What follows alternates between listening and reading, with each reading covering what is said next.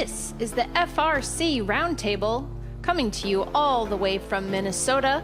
Your host team 2052 Nightcrawler presents this weekly FRC gathering where FIRST Robotics competition teams take cooperation off the field. Share your knowledge, give and get advice, solve a challenge, or celebrate what makes your team special. 3, 2, 1, go!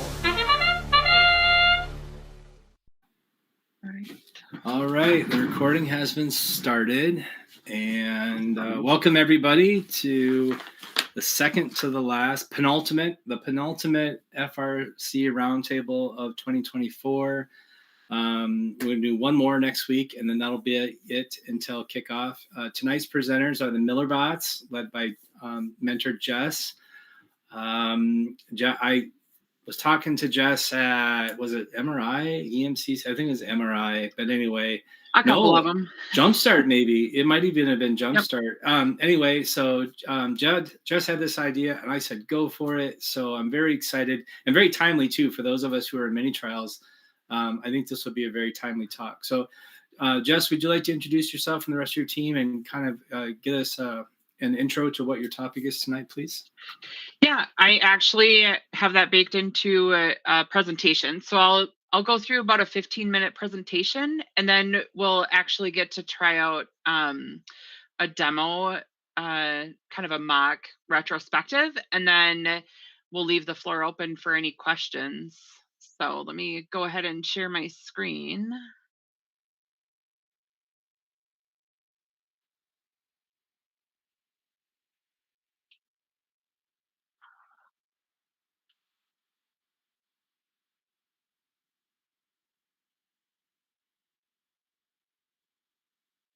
All right, so y'all can see my screen.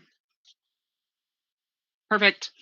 All right, so my name is Jess Wagner, and I am with the Millerbots. I'll go ahead and give you just a little bit of background on myself, and then, like I said, we'll have a 15-minute presentation. We'll kind of get into a mini demo, and then the floor will be open for questions. So professionally, I'm an HRIS manager, meaning that I manage a team of people that configure the human resources information system. The one that I currently manage is Workday for my company. HRIS is used for any system that houses and manages employee and contractor information for a company. So that's like your name, your paycheck, how much you make, where you're located, and any benefits and such. So I've worked in HR for over 20 years and have been implementing HR systems for over 15. My current team and I work under an Agile structure, and it's just a fancy way of saying, and it's an organized plan to create change. So I'm happy to chat about Agile methodology and to anyone that wants to hear. But a critical component of that is that structure is to improve the processes so that the team can be more efficient. And the way we do that is through retrospectives. So my team professionally conducts them once a month. We used to do every 2 weeks. Now we've gone to once a month.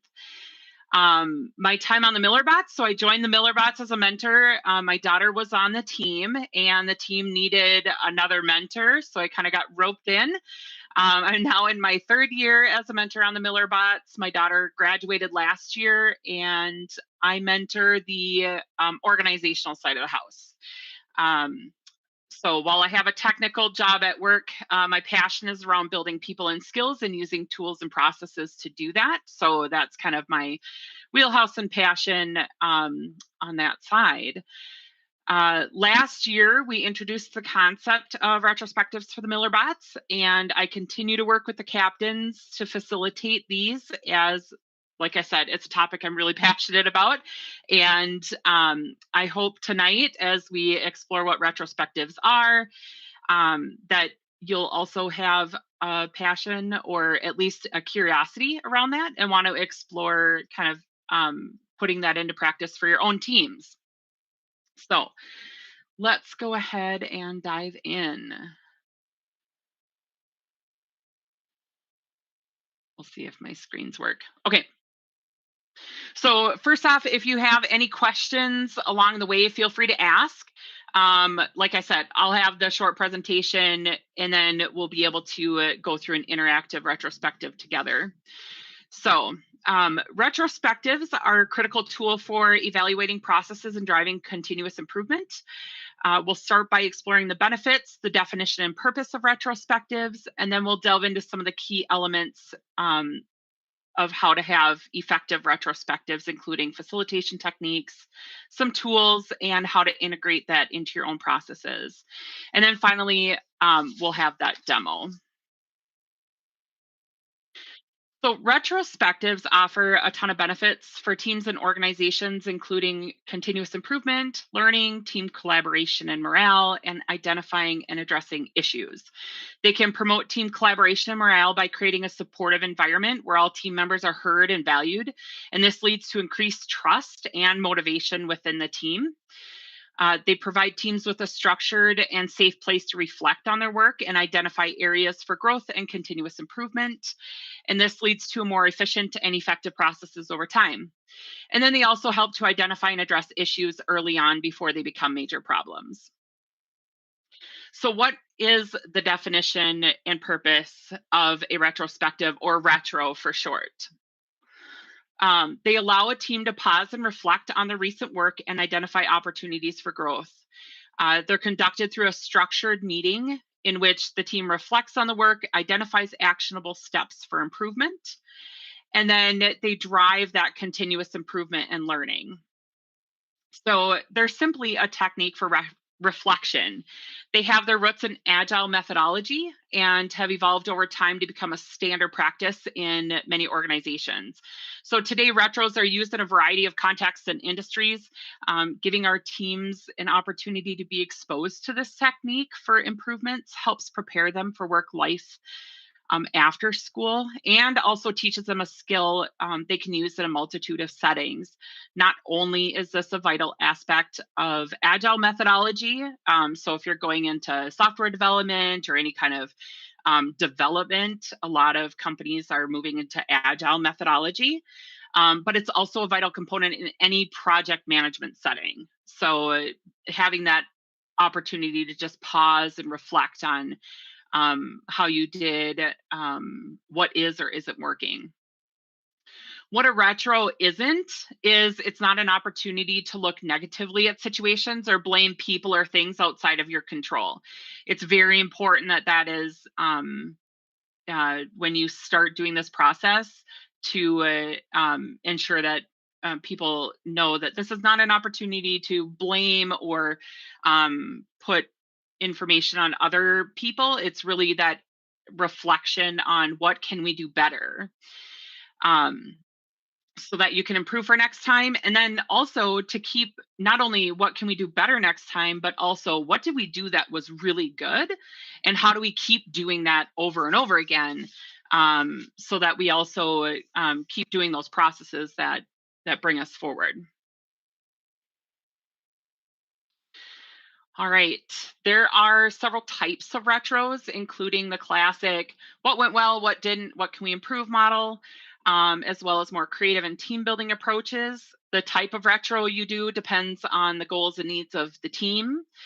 On the Miller bots, we've started simple with like, learn, lacked, and longed for. So, what did we like about whatever thing we were working on, whether that be a competition, a practice, a week of build.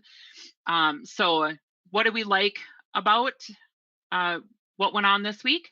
What do we learn through the process? So, whether that be the competition, etc. Lack, what did we have access to but we didn't utilize? And then longed for is what do we currently not have that if we had it, it would improve our abilities and our processes. So in my work life, we utilize a creative model with themed retros. You'll get a peek into that during the demo. But when choosing a model, I recommend starting simple, and then as you get comfortable, adding in a more creative approach. So we'll walk through a few tools that you can use to do that as well. So how do we get started? Effective retros have several key elements, including a clear purpose, a safe and supportive environment, and a structured agenda. The structure of retrospectives typically includes an icebreaker, data gathering, analysis, and action planning. So you may be thinking, we really don't have time for all this, especially during build season. That's a lot of information. It's really quite simple, and you can typically do a retro in about an hour, even with a team that has 20 members. So the structure that you use sets a tone, and this can just be a quick disclaimer at the beginning of each session. So if this is your first time or you're not sure how to start it out, I have like a thing that I start with every retro that I have with my team. They can probably tell you right out of the gate what that is. So it goes like this. Our goal is to improve the team over time, and one way we get better is reflecting on how something went, what we can do to improve it, and then implement those improvements. We're going to take an hour today to go through an exercise to reflect on, and insert here, it could be that competition, the build, a connection activity. So we're going to take an hour today to go through an exercise and reflect. So that's your clear purpose. Then you let them know we're going to need everyone to participate, as everyone has a unique voice, experience, background, and perspective. Without your input, we have no way to be better as a team. We'll be working somewhat anonymously, so please be honest in your feedback, as this is the only way that we're able to improve. We may ask that someone speaks to a piece of feedback if there's questions or clarifications on what was meant by, or if it was a general comment. If you don't feel comfortable speaking to your feedback, that is perfectly okay. We'll move on, but we may not be able to offer solutions without some additional input. So that's that, stating the environment that you're setting up. You want everybody to participate. You want feedback from every person. And then we're going to go through the agenda. So today we're going to start with an icebreaker. This can be skipped, but it does help. It helps kind of start that creativity and trust and camaraderie within the team. So I always start my retros with an icebreaker. With the Miller bots, we have not started with icebreakers because we're usually doing our retro at the end of a meeting. Then we'll go through each section. We ask that everyone please offer at least 2 feedbacks per section. So we have input for action. So that's your data gathering piece. Then finally, once we've completed each section, we'll look for themes. So that's your analysis. And then we'll come up with one action item, that action planning per section, and assign someone that action item. So the action items are really what you're looking for out of this process. And it's that simple. So that small blurb at the beginning sets the tone, it sets the structure, and then it's just facilitating the process. So the facilitation is a critical component of retros. Techniques such as active listening, brainstorming, and voting can help make sure that everybody's heard. You'll also want to make sure that people are staying on task. So it's very easy for groups, whether it's be students or adults. I've had plenty of adults completely go off into la la land. So they stray off topic, but you can bring them back pretty easily. So part of the job as facilitating is making sure people are kind of staying on task. Also, if it's not related to the activity at hand, it's perfectly okay to bring people back by either putting something in a parking lot, or if the feedback is negatively impacting the group and causing the discussion to kind of go into a negative path, you can actively redirect them to that more positive space. There are physical tools that will help you facilitate. On the Miller bots, we use the big Post-it note paper, and then we use tiny Post-it notes. It speeds up the data gathering, because that way you're spending 5 minutes per section to kind of gather that data. You hand out Post-it notes to your everybody on the team. You ask them to fill out 2 Post-it notes per section. You give them 5 minutes per section, 5 to 10 minutes, depending on how much time you want to spend, to write down their feedback for that section. So you're going to start with, today we're going to talk about light. Where you get 5 minutes to put down 2 things that you liked about what happened during the competition, and go up and put it on the Post-it board. It allows that little bit of anonymity to the process as well, so that if somebody doesn't feel comfortable speaking out loud in front of a group of people, or they're not sure if their comment will be well received, they can put it on a Post-it note, put it up on the board, and then it's there and they're heard. So that's kind of the facilitated brainstorming piece of it. One of the things that when you're going through and getting the information, whether it be Post-it notes, having people raise their hands, is making sure that you are receiving the feedback and not passing judgment on the feedback. So by passing judgment, it could be as simple as the person wrote down on a sticky note, we just sat in the stands waiting with absolutely nothing to do, right? Because that never happens at any competition. It's very easy to say, well, the field wasn't working. It wasn't anything we could do. That's really invalidating their feedback. When there really is something you could do, you could have something available for those people in the stands to be doing. So just be careful when you're receiving the feedback on the Post-it notes. It's very easy to go, well, this one, we'll just put that one off to the side. It doesn't really matter or affect. And then the next part of getting that data gathering back is voting. You can have people vote by putting check marks on the sticky notes that they really resonate with. Or you can have them put I've seen little sticker dots. We typically, on the MillerBots, we kind of group the things together once we've put all the Post-it notes on there. So the nice thing about the Post-it notes is that it's a physical thing. You can move it, you can kind of touch and feel, so it gives that piece to it as well. And then if you want to do retrospectives digitally, so my team, I have a hybrid team. I have some of my team are in the office with me physically and some are online. So we do all of our retros digitally, and we use Mural. There's also a one Miro. Why they named them so close together, I have no idea, but Mural is actually easier to use, I think, from a beginner standpoint. Miro, they have a really great community that I take ideas from, and then I build it in Mural. So, but those are 2 of the digital tools that you can use online for facilitating a retro. Let's say you didn't want to have a whole,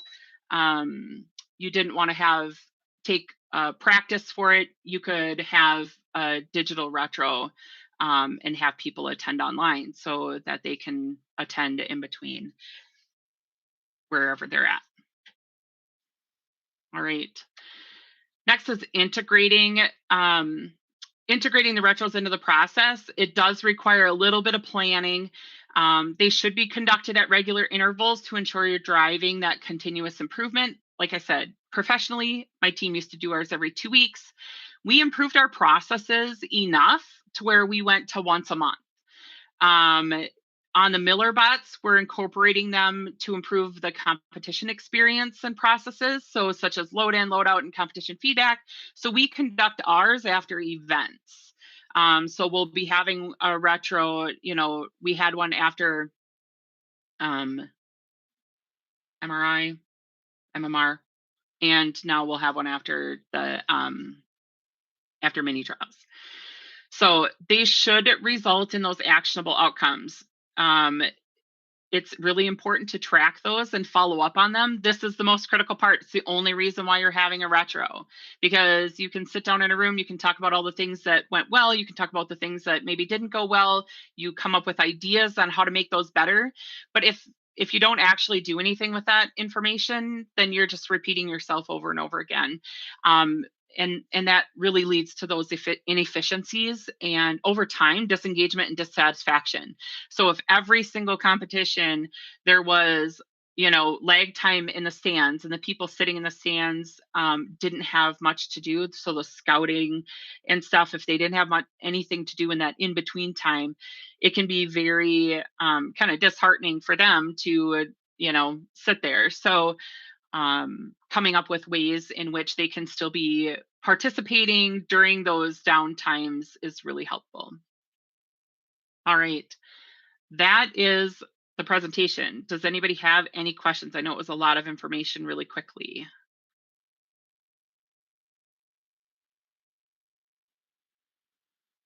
A question or two. You mentioned parking lot, and you mentioned section. I just want to check and see what those terms mean. Yep, we'll go through those in the demo. Yep, so you'll get to see a visual of what that process looks like. Jess, is this are these slides in a shareable format? If you want to drop the link in the chat at some point before we hang up, then I'll stick it on the YouTube video. I can. I mean, the whole presentation will be part of the YouTube, so if, yeah. So that's fine if you don't have anything that you want to be able to share a slides link for. Right now they're on my work computer, so okay. Then they'll just have to watch the replay. I can share them after the fact. So if anybody is interested, you can always email me at jess.wagner@washburnmillerbots.org, and I can get you the PowerPoint presentation. All right, so let's jump into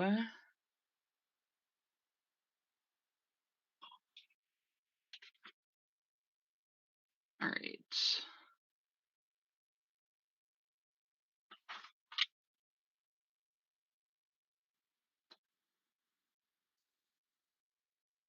I am going to drop this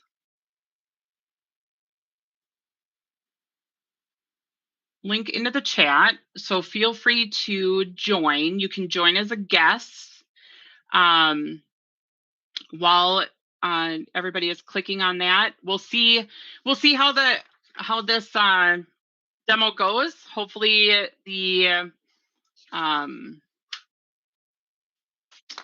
technology gods will be out there and available today.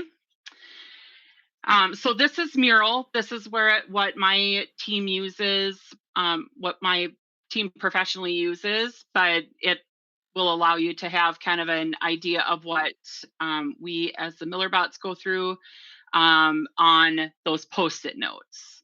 So let me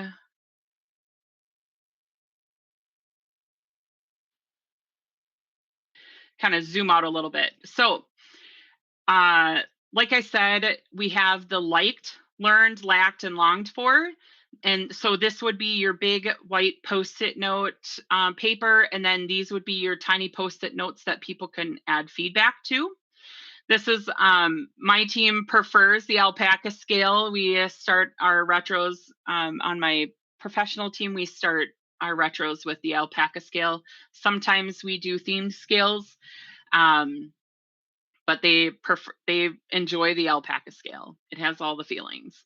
And then the action items would be over here, and then you have your parking lot. So the parking lot is really a place where, let's say you have somebody that is, you're talking about the competition specifically, and somebody goes, oh gosh, we need to remember that next week there's a thing. And people will start, talking about it, troubleshooting it. And I'm like, time out. Let's go ahead and put that on the parking lot. Sounds like a really interesting topic. We're going to put that over on the parking lot so we don't forget to talk about it. But right now we're focused on this specific task.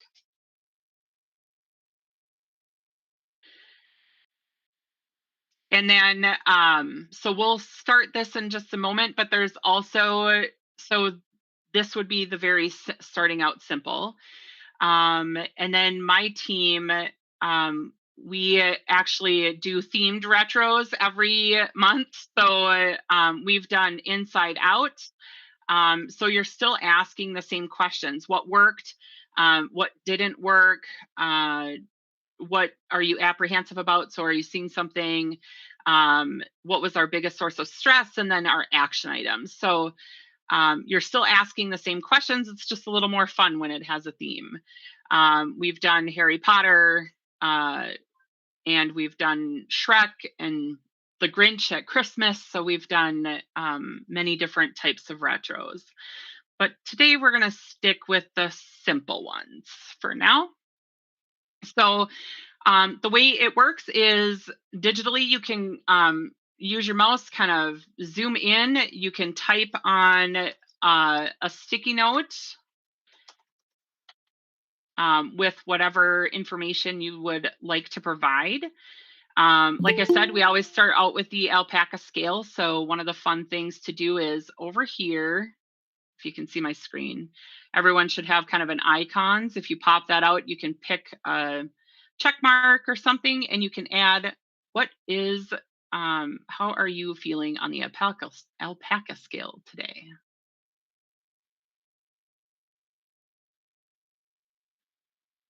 I'll give everybody like a minute or two to go ahead and, so right over here on the icons, you can pick any one of the icons. You just click and drag it over, and you can put it on whichever alpaca you are feeling. And if you're not sure what the little pictures are, the definitions my team has come up with is at the bottom. They're very literal. They couldn't do.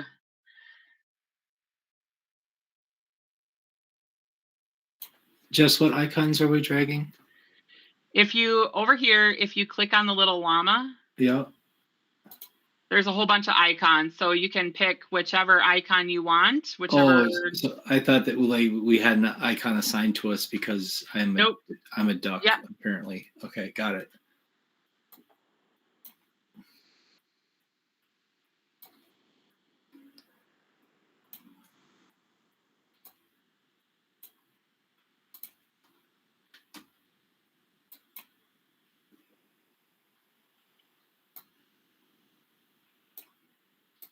So the big squares are post-it notes, but if you want just a little icon with check marks, you can click on the alpaca, the little like llama looking guy over here.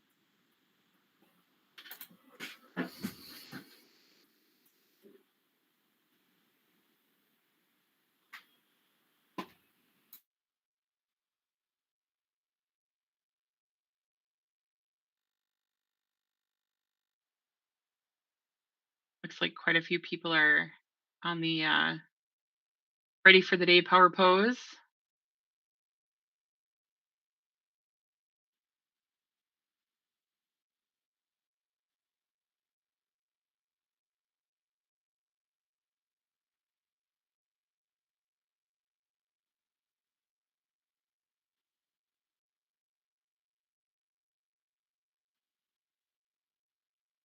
Got a couple of great hair days. Looks like we have a, I'm not too sure on the 7. Anyone want to share why they picked the one that they picked?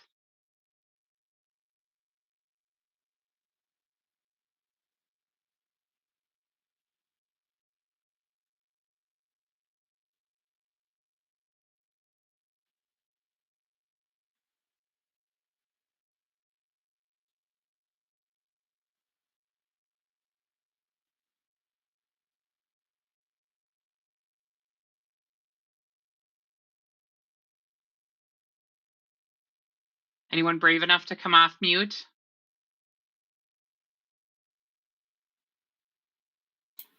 I put mine on the 3, which is the hair day one, because I feel really good about how things went at mini trials. Nice.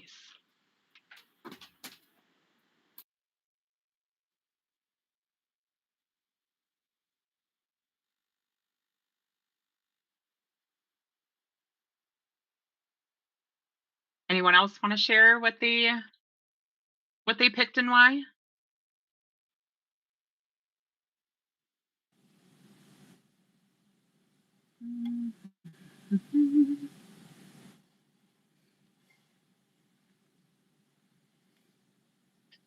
So the point of the icebreaker is just kind of giving everybody an opportunity to be in the moment. Sometimes they're funny. Sometimes, you know, people want to share a little bit about what they've going through. Awesome. All right, so next we'll get started on the retro itself. So what you're gonna do, we're gonna start with liked, and we're gonna do a little retro on this presentation. I will not be offended or, by any feedback that's given, so feel free to give the feedback. Uh, it is always welcome. Everybody can learn and get better, so by all means, feel free to be completely open and honest. So under liked, what did you like today about the presentation or the content or the people on the call? Could be a little bit of everything.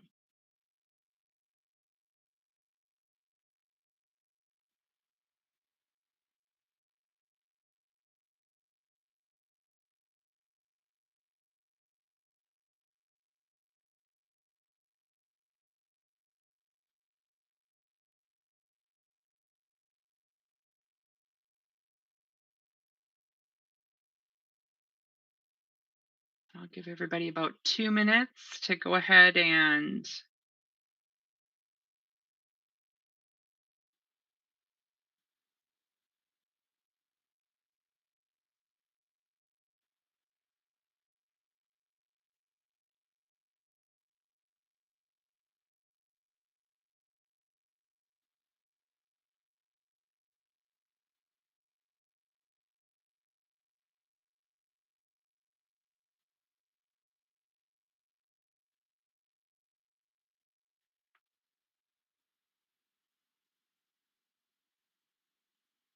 all right, it looks like it's slowing down a little bit. A lot of really good feedback, nice slides, interactive presentation, timely, well planned. Visuals paired with speech. Try something new with Mural. I love using new digital tools, you guys. This was so much fun. I build all of our murals for my team with, they pick the themes and then I go kind of wild. So this was really fun to put this together today. All right, we will go ahead and move into learned. What did you learn today?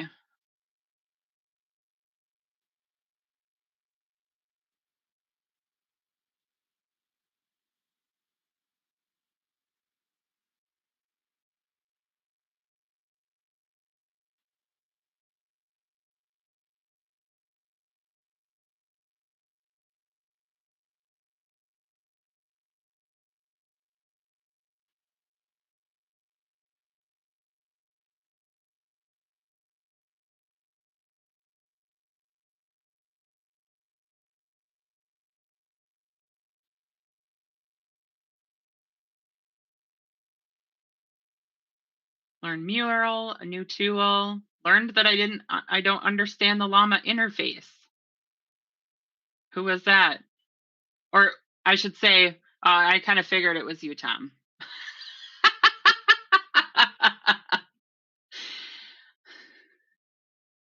Which is perfectly all right. Sometimes, digital tools are, something new.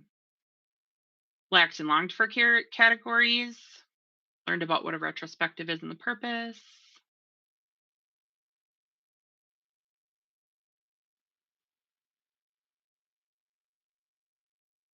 All right, let's go over to lacked.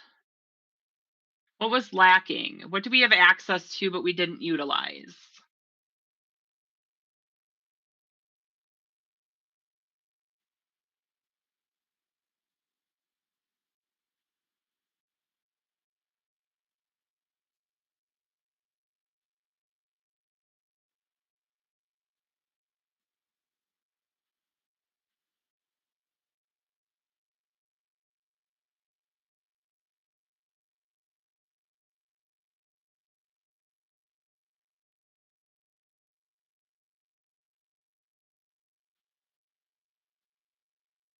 Examples of the size of groups used for FRC retros. Unmuting and saying more.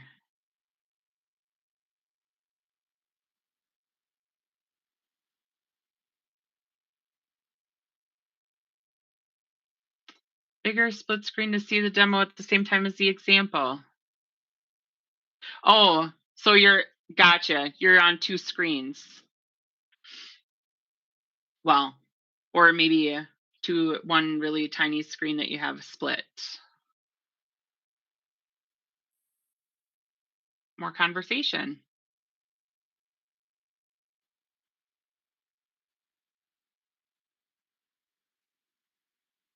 All right. Looks like we're slowing down there. Let's go to longed for. What do we currently not have that if we had it, it would improve our abilities or processes?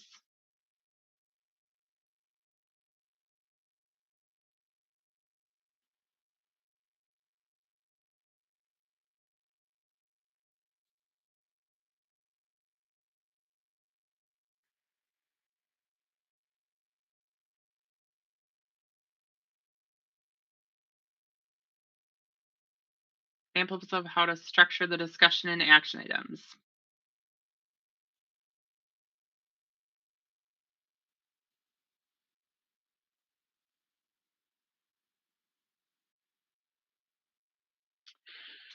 Well, let's go into that. So what you would do once you've kind of gathered all your data. So we've gone through a very short amount of time, a very short data gathering process.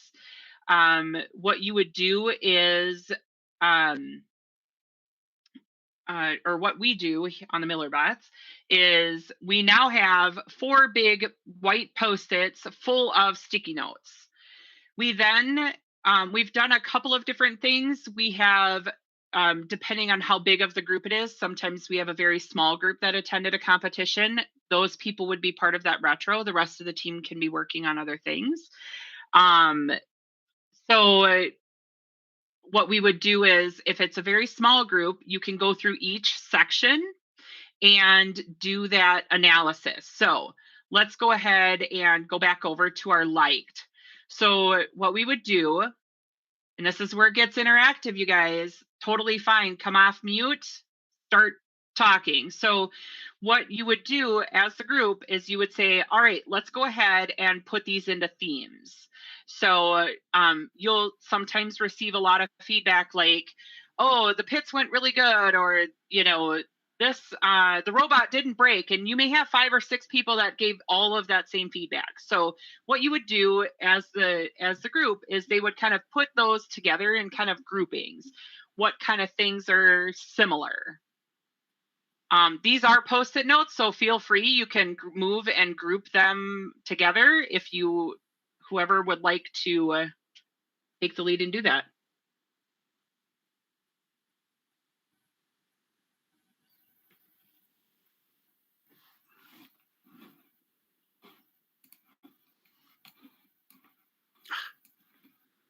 What's really cool is during this process, this is where the students are kind of talking about, they're reading over the sticky notes.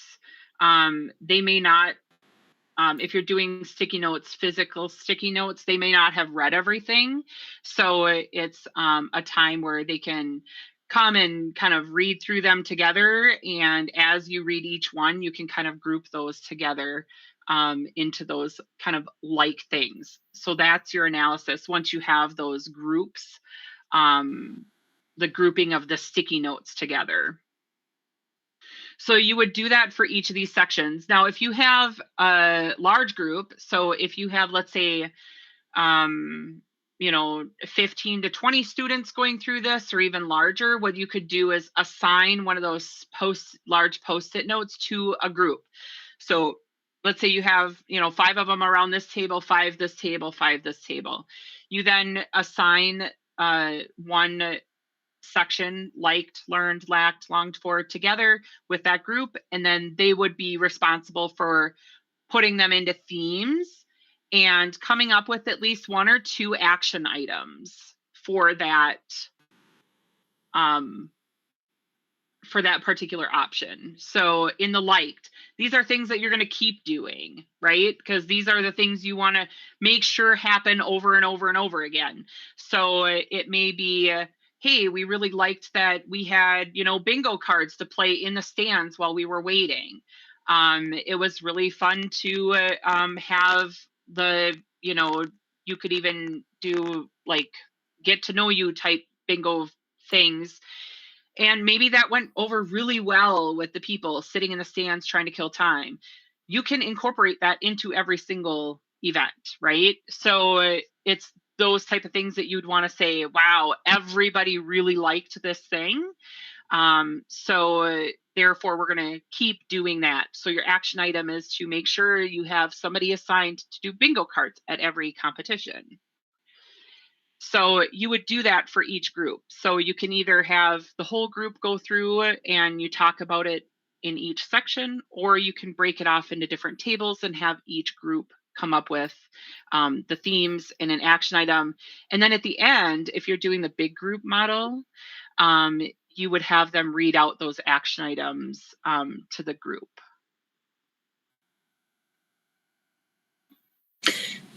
So Jess, when you're doing this with MillerBots, how large is your team for context that is working on these? So we've done it the whole team. So 20 to 30 students, depending on who's there. We've also done it with a smaller group. Let's say there's only 10 of them that made it to a specific competition. So those 10 would be part of that retrospective. Okay, thank you. Yeah. So like I said, the larger one, you're going to break out into kind of groups. Once you have all the Post-it notes out there, you're going to break into groups and have them come up with that action item, do a readout at the end. And really, it's just a facilitation tool, so you're not there for 5 hours, right, going through it all together.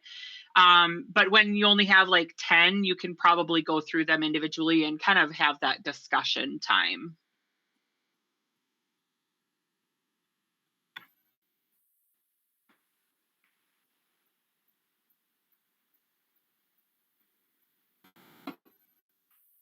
So let's look at the lacked and longed for. So how to structure for the action items, and example sizes of the FRC groups. I don't know how many teams do retrospectives.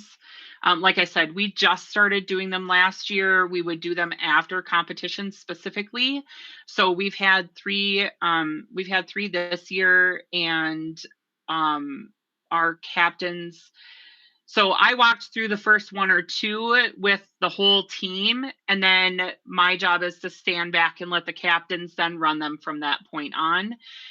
So the one for mini trials will actually be run by a captain, and I'll be there for support and kind of herding the cats and helping with some of those more advanced facilitation so that we're not, running around like squirrels.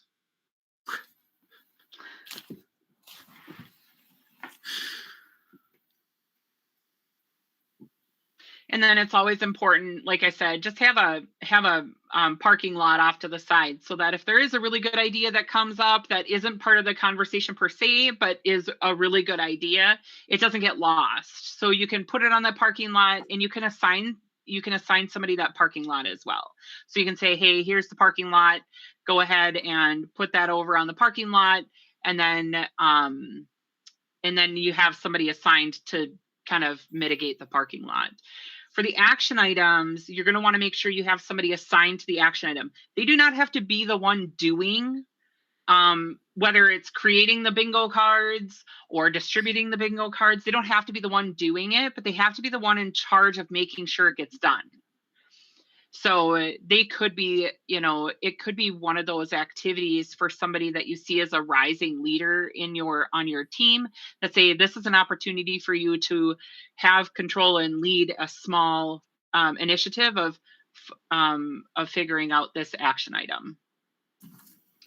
And then follow up with those action items and make sure as mentors that they don't get lost in the phrase. Sometimes it's like, oh yeah, we put the action items together, we assigned somebody, we stuck it in the closet at the end of practice, and we never brought it back out until the next time we went to do a retro, and we were like, oh yeah, we had action items from the last one that we forgot existed. So I'm not saying, it's going to be perfect out of the gate.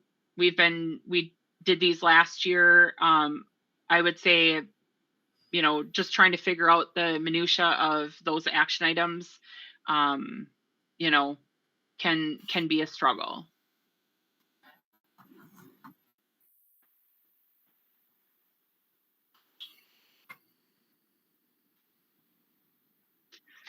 Does anyone else have any questions, thoughts?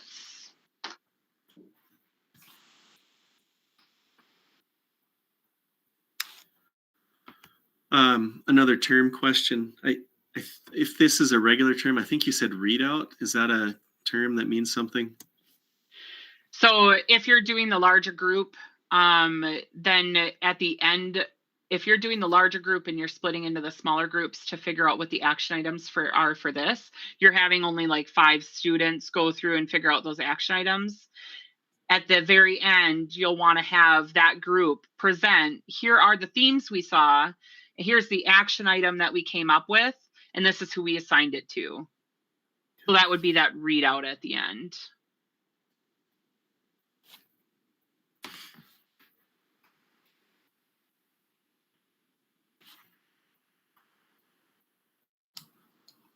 Do you, this is Jeremy with 2181. Do you ever have the students do kind of an individual survey or like try to prepare their thoughts ahead of time? I ask because I hopped on my computer to literally write that for our team, to have them at least like think about it before the meeting, sort of. In the past when I've done it, they're not prepared, like they haven't thought through before they get there, and then it takes some time to kind of think through before even doing the post-it note. I don't know if that makes sense or not, but have you ever done anything like that, like a prep for this, even individual? So we've noted that we are going to have a retro, and so you present the idea, right? This is what a retrospective is. Here's what we're going to be looking at. We did this last year when we were initiating the concept, right? So now this year for our newer students, or our students that have been on the team for a while knew what we went through last year, so they kind of helped with that process. We did not do that this year. So we did not like pre-prepare them for retrospective. I will say I didn't notice a lot of not a lot of hesitation. If you say you only have to come up with 2 sticky notes, that's very manageable. It's a number that's very okay in their heads, right? I only have to come up with 2 comments. It could be something as, I wish there were more food options. I wish the bathroom was closer to the stands. It could be something as simple as that. They come up with many, many things. So some are going to be 1 word, some are going to be whole dissertations on a post-it note. One reason I agree with all that, just to be clear. One reason I was going to do an individual one that's anonymous is just in case there are some students who I know we have students on our team who would not want to speak, even in a small group, to say any kind of criticism. I think they just feel a little, because 9th grade, whatever, Yep. Whatever's going on.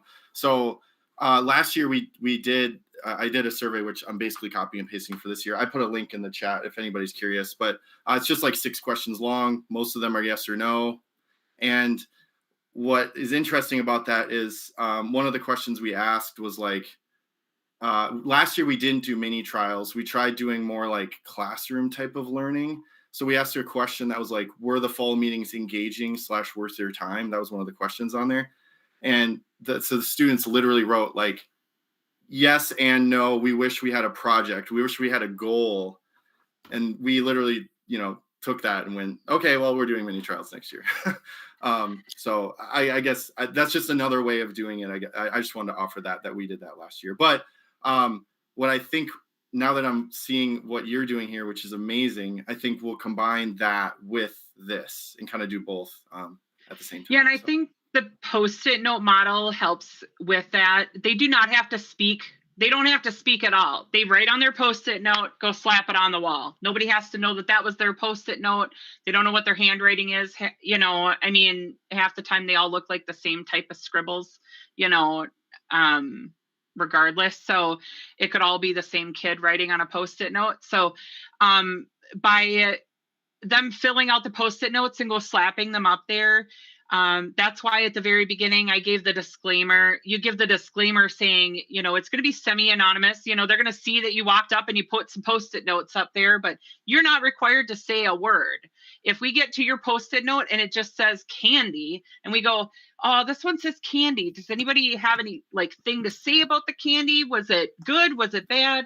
If they don't feel like speaking up, they don't have to, right?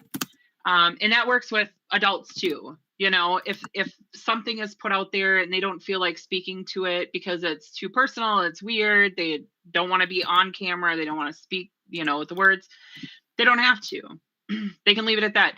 But what I do say is, okay, we have something about candy without any additional information. I don't know that there's much we can do about it. So, but thank you for your input, whoever put that out there. We're happy to have that feedback. That's a really good point. Thank you. Yeah. Yeah. So have you found, as you've kind of set that standard that this is what you're going to do last year and moving into this year, that you're getting more engagement as you continue on, as the students get more used to that? Obviously you're going to have turnover with new students coming in, but yeah, I think that the captains are finding the benefits of having the feedback and having something that they can work towards. Also, they're seeing engagement from the mentors, helping them with those action items. What are some of those things that we can put into place to make it better for next time? So.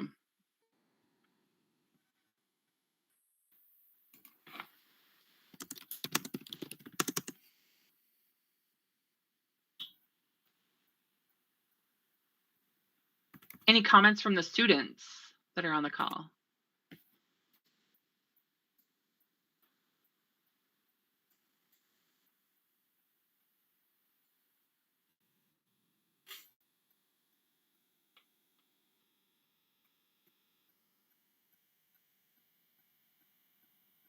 All right.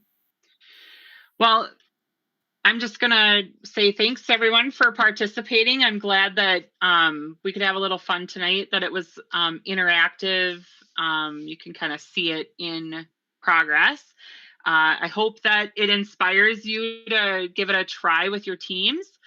If that sounds really scary, feel free to reach out to me. I'm happy to help guide or facilitate a retrospective if you want to try it out for your team.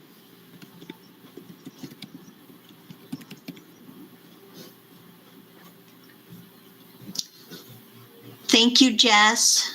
You're welcome, Sonia. Jess, maybe can you type your email address in if people want to contact you into the notes? Thanks. Let me throw that in the chat.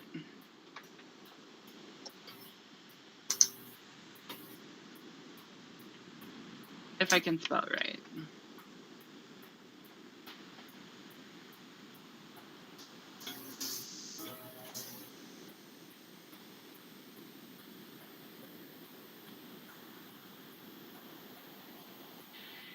I will say for the digital tool, Mural is free to use. You can have up to 3 active Mural boards. So they, let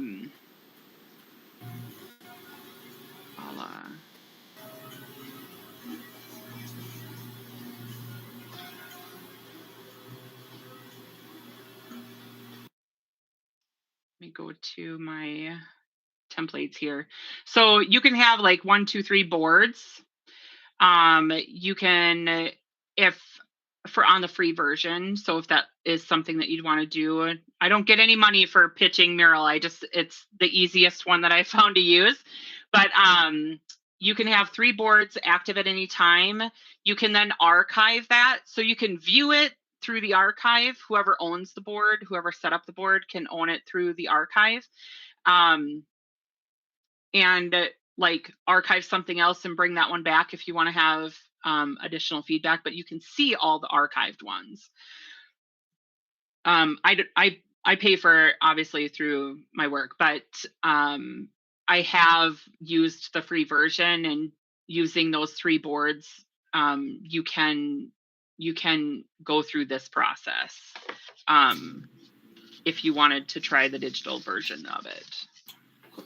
Jen, can you Otherwise- talk a little bit more about the themes and, you know, why is themes just to make it fun? Do they change the engagement at all? Or So I 100%, yeah, 100% they change the engagement. Like I said, my team picks the theme. So if they don't pick a theme, I come up with something totally boring because I need somebody to give me some inspiration, and then I'll go find it. But we've done like rock band 80s, you know, like, so each of the whoops, I didn't lock this one, but each of the sections are based on a different, you know, 80s rock band, 80s or 70s rock band. It's the same type of questions. It just sometimes instead of hearing liked, lacked, learned, love, you're going to hear it stated a little bit differently, which can somewhat elicit, you know, different feedback. So sometimes it can get like, oh, we use what went well, what didn't go well, what can we do? That's like in its simplest forms. In its simplest forms, that can get boring after a while, right? So because my team is digital, having the different themes has been really fun. You know, we even had a Hunger Games one that we tried out. We also used Trash Panda moods. So which Trash Panda mood are you in? And then, you know, what different kinds of things regarding the Hunger Games. I've never seen the Hunger Games, so I don't know. Apparently my team said that these were very accurate. I've never read the books or seen the movies, so they said they were very accurate. We also, on my team, we start with this statement stated at the beginning of every single retro. So regardless of what we discover, we understand and believe that everyone did the best job they could, given what they knew at the time, their skills, abilities, and resources available in the situation at hand. Because of this, we reserve the right to be better every day and become more efficient. So it's that disclaimer, like, yes, some things went really well, some things may not have gone well. It may have been a person, a thing outside of your control, whatever. But without feedback, you can't get better. But yeah, it's really just to engage, because we do them so frequently. My team was doing them every 2 weeks for a year and a half, because our sprints, when you're talking Agile, and if you want to learn about Agile, I have a whole presentation on that as well. But if you want to, in Agile, every sprint, and our sprints were 2 weeks. So we have a 2-week development period. At the end of every development period, we would have a retro. And so sometimes there was not a lot to talk about during that 2 weeks, and sometimes there was a whole lot to talk about. And sometimes one of the questions is, you know, kind of what is something you kind of see coming on the horizon. And sometimes you get a lot of worry, and people aren't in the moment because they're worried about something that's going to happen next week or the week after. One really good one, let me see, this is my, like, when you've moved past liked, learned, lacked, longed for, the sailboat one is probably my most simple one. So you've got the wind, what helped us move forward, the sun, what makes us feel good, the anchor, what held us back, and then the reef, what are any future risks ahead. So it gives you a little bit more to kind of look at as well.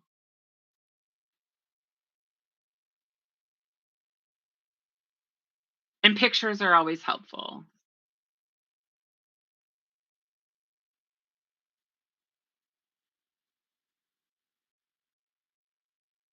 if you didn't want to go all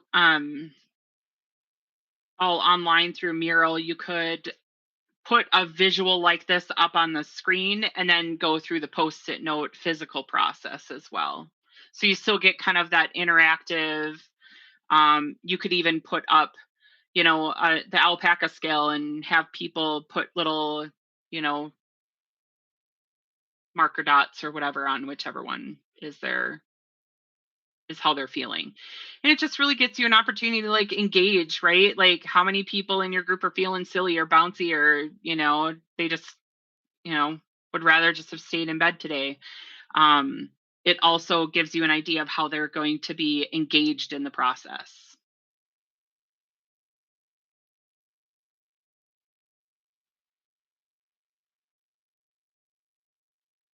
These are all really great questions.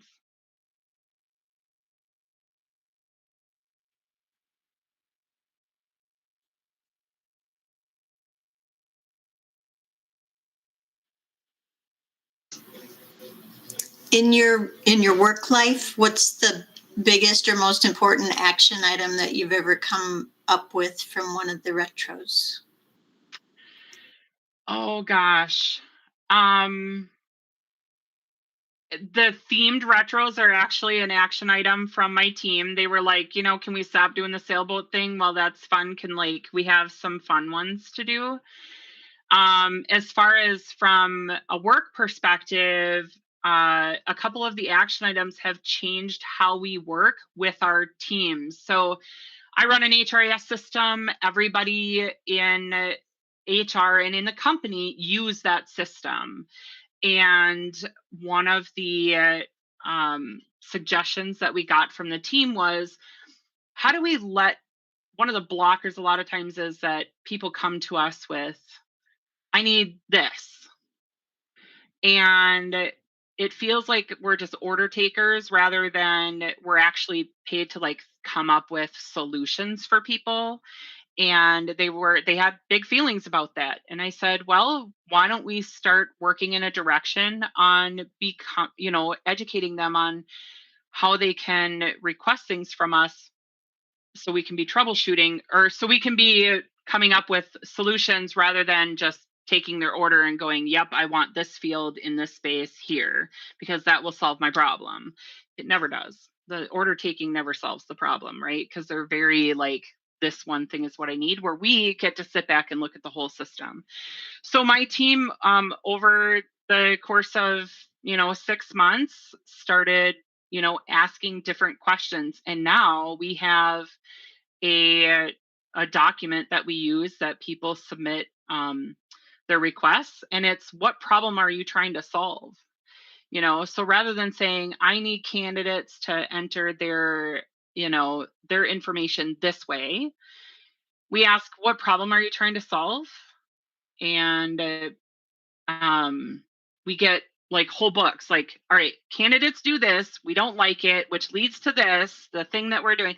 And they write a whole thing, and my team gets to take that and go, yes, how can we make this better for the candidate, for the recruiter, for everybody? So that's probably the biggest one that we've worked on over multiple retros. Like, all right, that went really well, let's build on that, let's build on that, let's build on that. And now we have a process where we used to have things that would sit in our to-do list for 780 days. We're now down to completing stuff within 162. And that's a win. And all of our people are happy.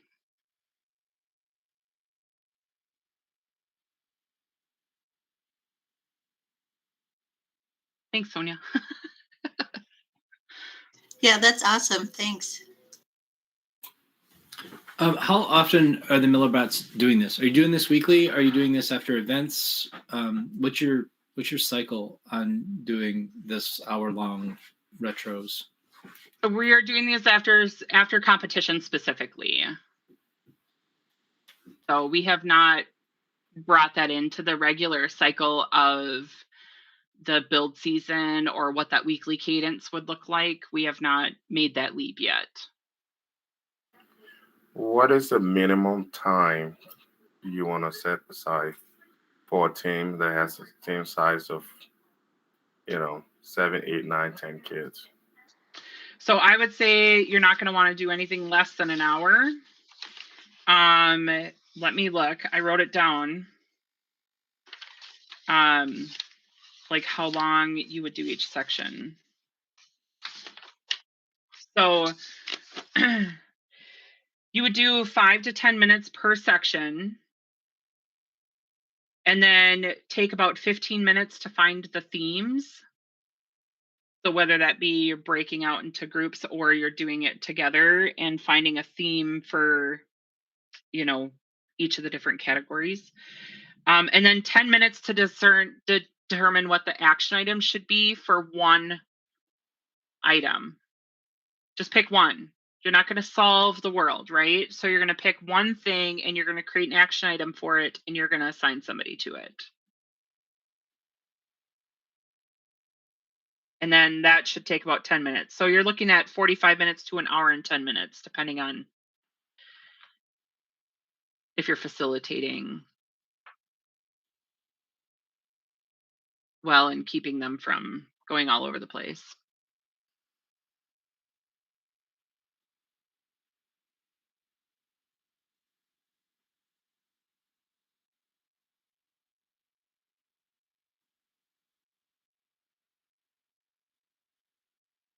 Any other questions? Just to piggyback off of what Scott said, maybe you said it and I missed it. Trying to get my little guy ready for the night. For typical FRC team, what is you said earlier that you should have a regular intervals of these meetings. So what would be a recommendation? I know you said it's beneficial too after an event, but we have, the big not marriage exciting day, and after that you go all through this period of crank the wheels until it doesn't break. In that time, where do you find that happy medium to say, okay, let's simmer down a little bit and to look at some of those things that might serve us better? How do you do that? So I would say that goes into a broader conversation on how to incorporate Agile methodology into the build season. So typically you would do, in a real world scenario, you're going to, in an Agile team, you would have a 2-week to 4-week sprint. Now, I'm not personally a fan of a 4-week sprint. I think they're too long, but a 2-week sprint. And in that sprint, you would have daily stand-ups, which is like a 10-minute, what are you working on today? And it can just be really quick. Do you have any blockers? And do you need any help from a team member? And those are 10 minutes long every single day. You would have a refinement session. My team does them twice a week, where we take a look at all the work that needs to happen during the next sprint and look at, what information do we need for them? What information are we, do we have everything we need to get the work done? Those type of things. That happens twice a week. Now, I'm talking, these are 8-hour days, 5 days a week that my professional team is working on them. I'm not, because different FRC teams have different timelines. I don't know. I don't have a magic wand for how to incorporate that into an FRC team. We have thought about that from a MillerBot standpoint, and we haven't quite figured out what that would look like yet. But at the very least, we've decided to start small with retrospectives. So we're going to look at a retro after a competition. We're going to start with just that and see if we can get some things going to help make those, like I said, the load in, the load out, and during the competition better. And then once we have a cadence with that and we've made some strides there, we can look at incorporating them, throughout the build season. I'm sorry, I don't have a better answer for you.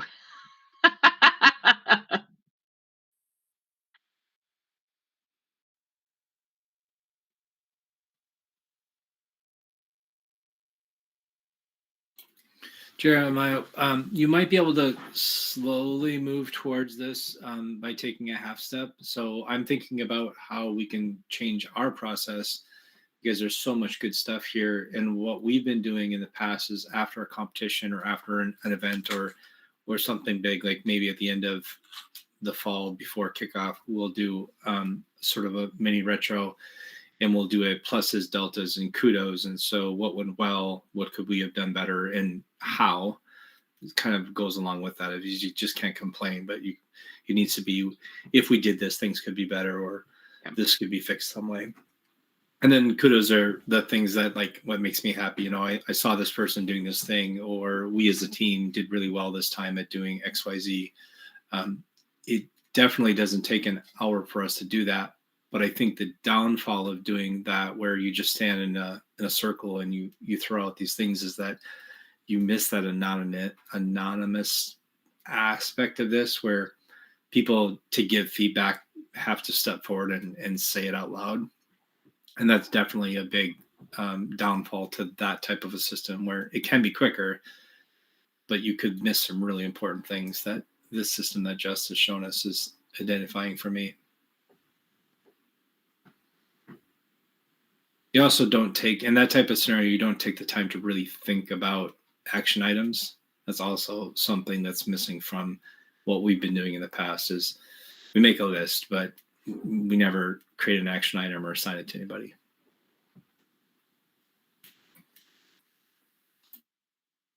I mean, I was listening to all this wealth of information. It's like I was having this feeling of like what they do with the teachers that week before kid comes back and like, oh, these great ideas, how am I going to put them into practice? And and going back to you, Scott, too, is one of those. As I'm sitting here making notes, I'm like, maybe we have 6 hours in our Saturday practices. Maybe one of after we gone through some brainstorming with ideas after reveal, and say, okay, before we actually touch anything else, let's do some, let's have an hour of some retrospective and see. So we use our time well and our resources well, and not waste what we already don't have. And, I think sometimes that might be a useful tool to take a step back and look at the big picture. And then before you start going, what you're trying to save, you end up losing. And so maybe, thanks, Jess. Yeah.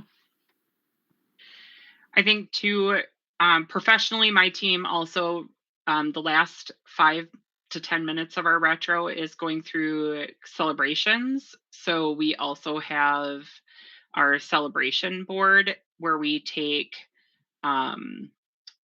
things that, people have done well, or they want to thank a team member and that kind of thing. So they put stuff on the celebration. Over the summer, this was the first summer where my team was actually able to be gone. Most of my team was gone for like a week or 2 at a time. They did not have to log into their computer for the first time in their career. And so that was like huge. So taking a little time to look at the celebrations as well is helpful, and ends on a really high note.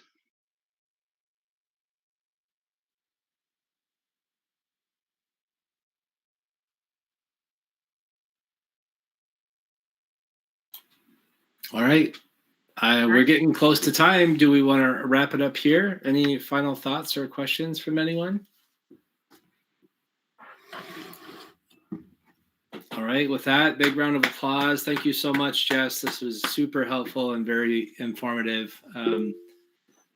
I have lots to think about now in terms of how we kind of do our mini retros and expanding on that. It's always good to learn new processes. And I really appreciate you sharing this stuff with us, because lots to think about here. Always ways to make improvements. And like I said, I'm happy to, if it's something that you want to explore with your team, if you want to reach out to me and have like a phone call,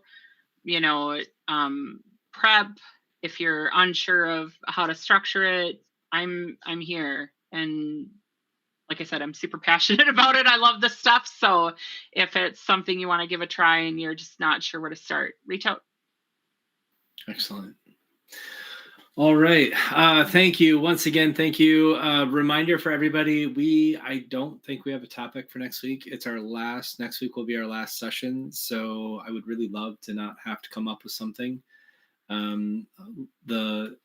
I'll say it again. I'll say it every week. The Get to Know My Team has been very popular topic. We've only had 2, but everyone who saw those or I've shared with them really loved that idea and loved the idea of learning more about more teams. So if you're on here and you'd like to give a share out. Also, we've had several pretty significant handful of students that have done now Jumpstart both in the Metro, but also up in St. Cloud.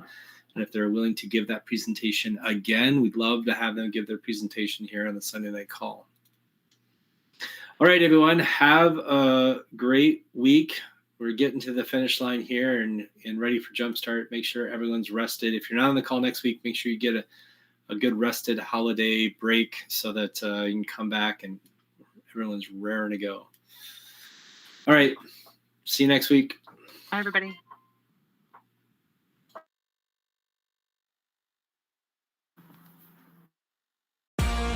That's it for this week's FRC Roundtable.